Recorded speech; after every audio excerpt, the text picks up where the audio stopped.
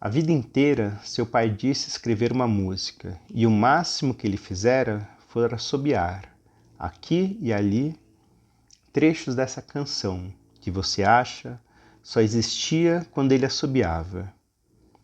Era uma vez uma música, e uma vez ele não só assobiou, como também cantou para você alguns trechos dela. Mas isso tem tanto tempo que hoje eles parecem ser de detalhes, mas não dá para ter certeza. E você acha curioso dizer isso agora. Você acha muito curioso dizer isso agora, ainda mais pensando no que já vem pensando. Para falar a verdade, mais do que curioso, você acha até engraçado dizer isso justo agora, ainda mais pensando no que já vem pensando. E a esses pensamentos seus, às vezes, se juntam outros, entre eles um súbito, o de que isso aqui é um poema para o seu pai, sobre o seu pai, mas sem o seu pai. Eu sou o Eduardo Vilar e chegou a hora e a vez da poesia. Esse poema que eu acabei de ler, na verdade é um trecho de um poema do livro Scala Richter, do Leonardo Gandolfi. Fazia uns dias eu estava procurando alguma leitura para fazer, né? Eu não sabia se eu lia prosa, não ficção, poesia.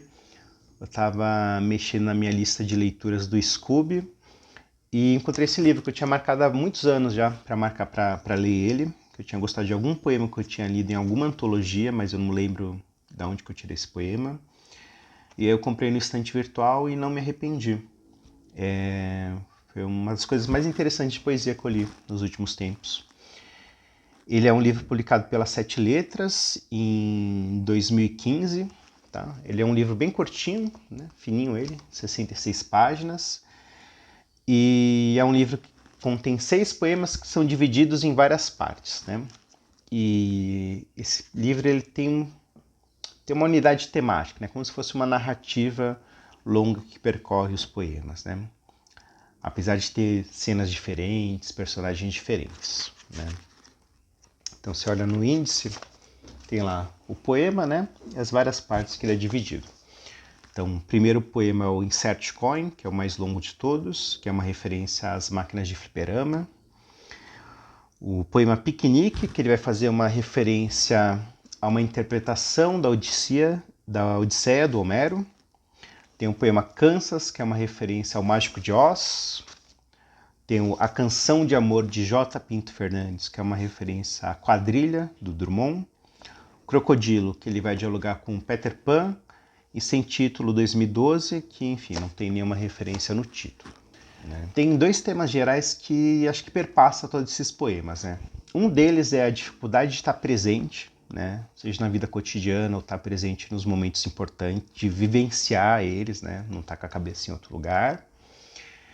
E relacionado com isso, a dificuldade de lidar com as perdas, né? De fazer o luto das perdas, seja da perda de uma pessoa querida, do término de um relacionamento ou de o término de uma fase da vida. Né? E algumas coisas que eu gostei muito nesse livro, né? Ele tem versos bem sonoros, ele tem esse clima de conversa um pouco, né? De uma poesia mais coloquial. Não são nem fáceis demais, nem herméticos demais. Tem algumas divisões dos versos que é um pouco difícil de acompanhar na leitura, né? Ele tem muito enjambement, que é quando o verso acaba, mas a frase continua no verso seguinte, né? Isso às vezes é um pouco difícil de ler oralmente o poema. Mas acho que ele tem alguma coisa que eu achei muito generoso do escritor, que é como se ele desse chaves de leitura ao longo dos poemas, né? Então, como são poemas todos conectados de algum jeito, mesmo que você não esteja entendendo uma parte do livro, ou você volta para alguns versos anteriores, ou você vai ver um próximo poema, eles ajudam a se explicar uns aos outros, né? Então acho legal porque ele não precisa fazer uma poesia super comunicativa diretamente, ele pode ser um poema um pouco mais difícil, mas como são vários poemas isolados, daí facilita na leitura, né? E teve uma coisa que eu gostei muito da experiência de leitura, que ao longo de vários poemas ele tem essas repetições que aparecem nesse primeiro trecho que eu li, né, do livro.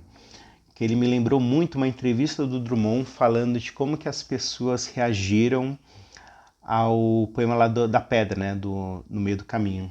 Que é aquele poema que ele fala, né? No meio do caminho tinha uma pedra no meio do caminho, tinha uma pedra no meio do caminho, tinha uma pedra.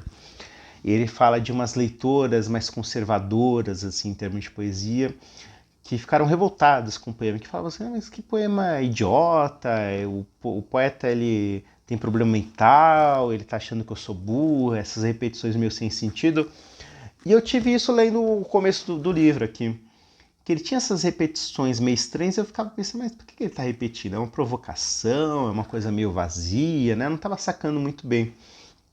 E aí, em certo ponto da leitura, meio que deu um estalo, assim.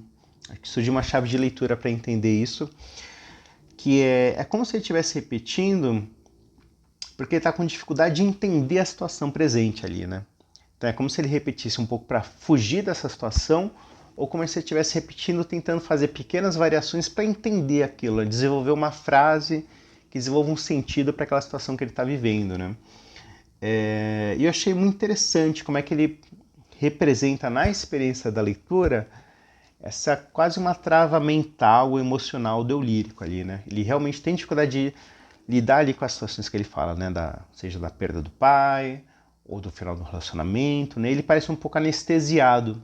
E acho que essa anestesia de não sentir a coisa que acabou de acontecer com ele, muito importante, aparece nessas repetições meio mecânicas mesmo. É quase que o cérebro tivesse dado uma travada e não consegue gerar a engrenagem. E gostei muito disso, achei uma coisa bem nova. Acho que nunca tinha lido alguma coisa que tivesse esse sentido assim. E outra questão que eu gostei bastante do livro é que eu acho que, apesar de ser um livro que tem aí quase 10 anos, ele dialoga muito com as questões de gênero que se debatem hoje. Porque se essa dificuldade de encarar o luto, de chorar quando precisa, é uma coisa meio universal, acho que ela aparece mais em homens mesmo, né? Falando assim, né? Vendo de experiência própria, de experiência de amigos próximos. Assim, que em geral as mulheres conseguem vivenciar mais a dor ali no momento presente mesmo, porque são mais treinadas para isso, tem mais estímulo social para praticar isso, né? Que é ouvir o próprio sentimento, ter um cuidado com o outro, mas consigo mesmo, e os homens menos, né? Então acho que ele também acaba representando um pouco isso aí no livro, que eu achei bem interessante, né? Esse é um poema que tem essa, né, reflexão emocional, mas que também dialoga com os debates de hoje, né? E para o último poema do vídeo que eu queria ler, ele é a última parte do poema que chama Sem Título 2012, né? Então nesse poema ele acabou de terminar um relacionamento, ele dá a entender que é como se ele estivesse saindo da casa da ex-namorada, da ex-esposa, e ele vai andando pelas ruas com uma mala de rodinha, puxando ela, e ele fala e tal, que ele está passando por uma calçada de pedras portuguesas, né? E que a mala vai balançando, e que aquela mala instável, parece que ele está falando da mala, mas indiretamente ele está falando da própria vida emocional dele, que ele está instável e não consegue perceber muito bem. E é uma coisa meio cômica, assim, que ele fala assim, não, agora eu vi uma calçada que ela é mais lisa, parece que agora a mala vai ficar mais estável. Aí chega na calçada mais lisa, a mala começa a correr mais e por isso ela fica mais instável ainda e a mala tomba, né? Então ele um pouco anestesiado, falando indiretamente da vida emocional, do que está acontecendo ali por trás no poema. E aí finalmente ele chega num ponto de táxi, ele vai entrar num táxi, que é um senhor que dirige, e aí começa esse último trecho do livro, né? Nenhuma surpresa. O velho é surdo ou quase. Não entende quando digo aonde vou. Não entende quando digo está quente aqui. Não entende o quanto tenho me sentido mal. Em relação a esse último mal entendido, a culpa de não ter ouvido não foi dele. A culpa de não ter ouvido foi minha. Nada falei. E quando ele entende meu destino, toma o caminho errado. E eu rio de novo. A situação é promissora, penso.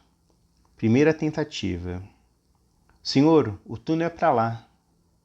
Segunda tentativa. Senhor, o túnel é para lá. Terceira tentativa. Senhor, o túnel. Ok, Leonardo. Ele já entendeu. Vai fazer a volta. Nisso, quase bate em dois carros. e eu fico sem saber qual o seu forte, ver ou ouvir. O senhor pode abrir um pouco a janela? O senhor pode abrir um pouco a janela? O senhor pode abrir um pouco a janela? Claro que pode. Assim está bom. Senhor, assim está bom. Senhor? Não, Leonardo. Ele vai abrir a janela toda. E agora é sem retorno. Vento na cara, penso. Ótimo. Mas com a certeza covarde de que ele nada ouvira, digo, merda. E é assim que finalmente me vem a sensação de que, como diria Augusto de Campos, tudo está dito. E aí termina esse último trecho do poema, termina o livro. E a sensação que dá é que depois que tudo está dito, depois que as certezas covardes foram ditas, agora é o momento de finalmente conviver consigo mesmo, conviver, né, com os próprios sentimentos, conviver com o luto e lidar com ele, né, sem pressa e sem falsidades. Uma boa leitura para todos.